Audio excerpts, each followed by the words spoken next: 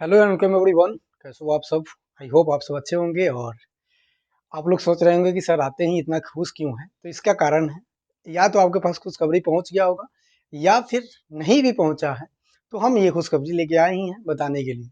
और जिनके पास पहुंच भी चुका है तो वो कंफ्यूजन में है कि सर एग्रीकल्चर में जो वैकेंसी अभी आई है, प्लांट प्रोटेक्शन इंस्पेक्टर का, प्लांट प्रोटेक्शन सुपरवाइजर का, इसमें क्या अंतर है, इसको हम डिटेल से समझेंगे।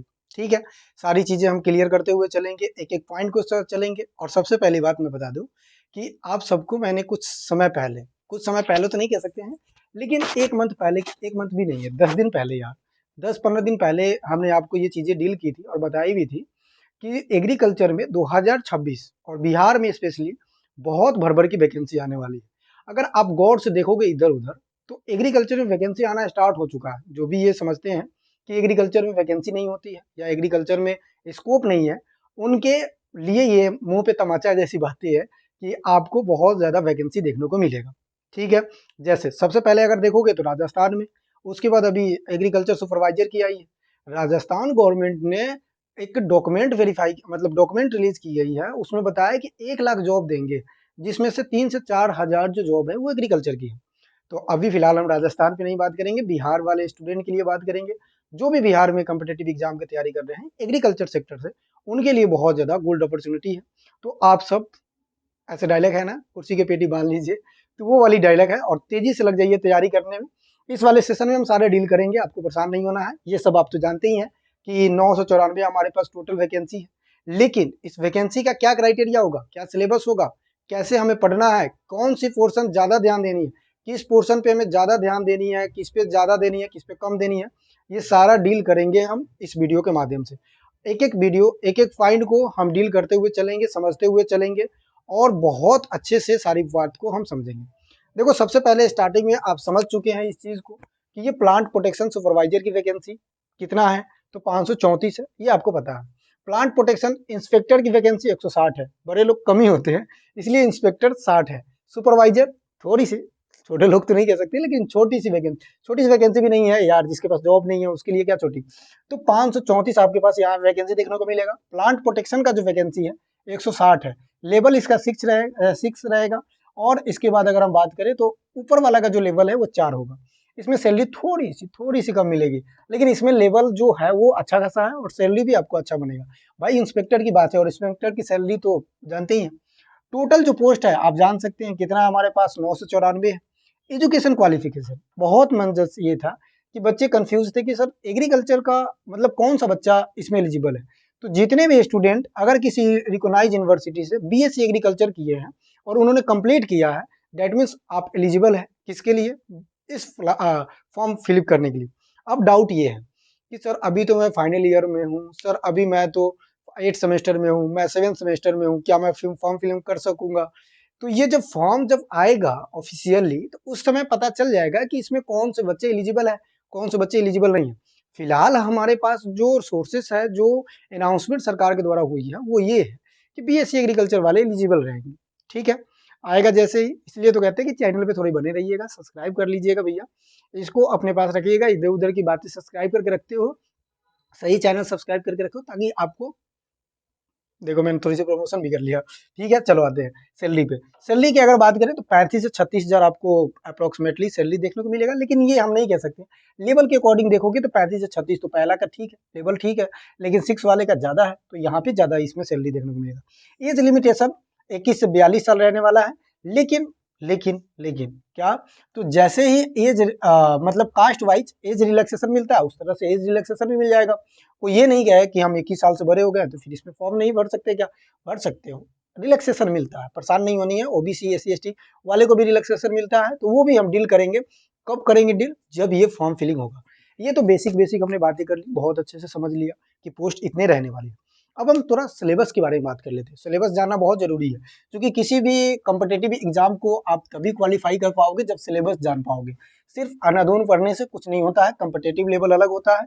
और उसके साथ साथ अगर हम बात करें तो कॉलेज का जो पढ़ाई था वो अलग है, कॉम्पिटेटिव लेवल अलग है, तो इसको ध्यान में रखिएगा भैया। इसी तरह से तैयारी कीजिएगा जिस तरह से मैं बता रहा हूँ। ऐसा नहीं है कि मैं बता रहा हूँ उसी तरह से, लेकिन एक रोड मैप ले लीजिए, बाकी आप अपना अनुसार बना लीजिएगा। ठीक है, चलिए अब हम आते हैं सिलेबस पे कि सर इसका सिलेबस क्या रहने वाला है। तो मैं एक लाइन में बोलूँ ना, अभी तो 100% क्लियर नहीं है, ये सब आप भी जानते हो, लेकिन एक वर्ड में बोलूँ ना तो बीएओ का सिलेबस होगा। अब कहोगे कि सर बीओ में तो एग्रोनॉमी चाहता था, ये कैसे बता रहे हो? तो जब तक सिलेबस नहीं आया है, जब तक आप ये पढ़ो। देखो मैं बताता हूँ, एक तो हिंदी होगा, आपको पता है। अच्छा, इसमें मैं एक चीज बता दूं कि पहले पैटर्न कैसे होगा। बीओ नहीं लिखकर आप प्लांट प्रोटेक्शन लिख दो, plant protection inspector and supervisor.